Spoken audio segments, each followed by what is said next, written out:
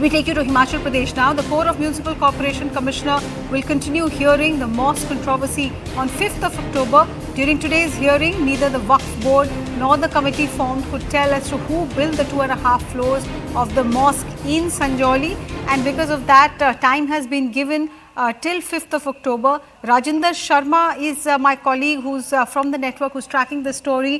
राजिंदर जी, अगर आपको मेरी आवाज़ आ रही है, डिटेल्स बताएंगे क्या हुआ आज कोर्ट में?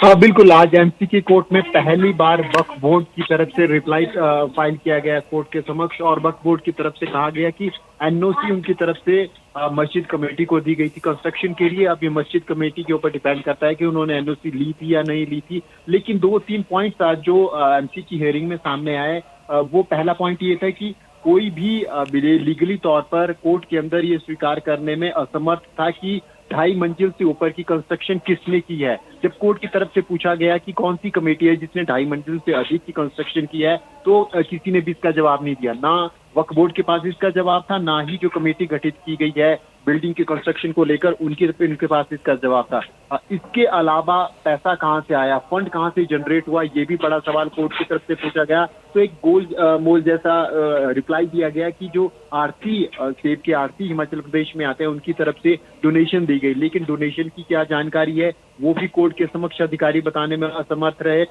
इसके अलावा लैंड को लेकर भी डिस्प्यूट है, क्योंकि आज एक और एप्लीकेशन कोर्ट में फाइल की गई, जिस एप्लीकेशन में जो नेबर्स थे जहां पे ये कंस्ट्रक्शन हुई है इस बिल्डिंग की, तो नेबर्स की तरफ से ये एप्लीकेशन फाइल की गई है और कहा गया है कि जो लैंड है जिसके ऊपर ये मस्जिद बनी है, इलीगल मस्जिद बनी है, वो लैंड हिमाचल गवर्नमेंट की है। लेकिन कोर्ट की तरफ से कहा गया कि आप पहली बार कोर्ट में पार्टी बने हैं, इसलिए अगली हियरिंग तक आप जवाब दे सकते हैं। लेकिन कुल मिलाकर अगर कहें तो कोर्ट की तरफ से साफ हिदायत दी गई वक्फ बोर्ड को और कमेटी जिसने कंस्ट्रक्शन की गई थी कि आप लिखित में लाएं कि 2.5 मंजिल से अधिक की कंस्ट्रक्शन किसने की, क्योंकि 2.5 मंजिल से अधिक की कंस्ट्रक्शन अवैध है। इसके अलावा ये बताएं कि फंड कहां से आया, इसके अलावा जो जमीन का स्टेटस है वो बताएं, और जो एनओसी वक्फ बोर्ड की तरफ से कमेटी को दिया गया है वो भी प्रोड्यूस करें। तो तमाम इश्यूज इसमें हैं, लेकिन जो पहली बड़ी बात ये है कि पहली बार 14 साल की हियरिंग में वक्फ बोर्ड कोर्ट के पास पहुंचा और रिप्लाई कोर्ट के में वक्फ बोर्ड की तरफ से फाइल किया गया। राजिंदर शर्मा, एक चीज क्लैरिफाई कीजिए,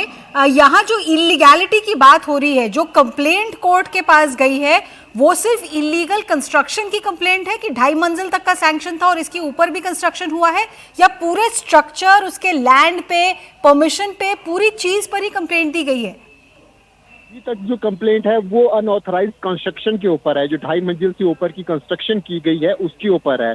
दरअसल जो परमिशन को एमसी की तरफ से कमेटी द्वारा ली गई है, उसमें सिर्फ 1 मंजिल की ही परमिशन एमसी की तरफ से जो मस्जिद कंस्ट्रक्शन कमेटी है उसको दी गई है। सिर्फ 1 मंजिल का नक्शा पास है, 4 मंजिलें जो इसके ऊपर बनी है वो इलीगल है।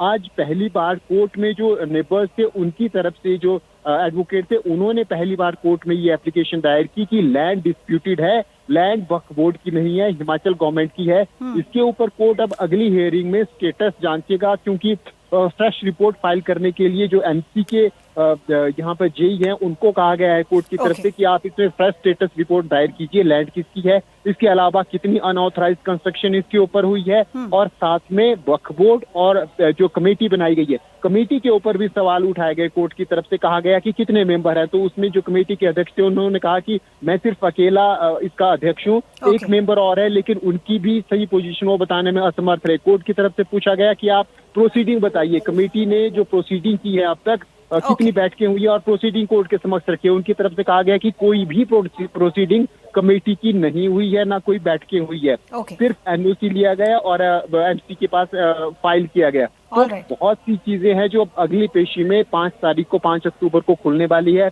लेकिन आज सवाल कोर्ट की तरफ से कई किए गए, वक्फ बोर्ड के समक्ष भी, और जो कमेटी बनाई गई है जिसने कंस्ट्रक्शन की गई है उसके समक्ष भी कई सवाल। राजिंदर शर्मा, बहुत बहुत शुक्रिया हमें ये सारी जानकारी देने के लिए। My colleague there explaining that 5th October is the next date of hearing.